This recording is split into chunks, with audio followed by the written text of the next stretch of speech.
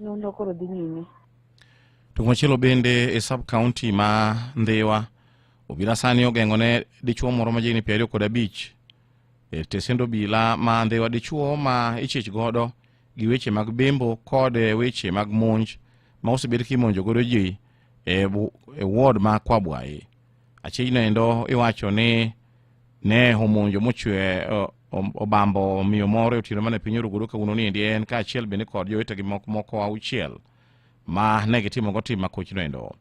Ma endi oyangi kod ruoth Makachuth, jalup ruoth Makachuth sub location Lucas Airo mane wuoyo kama.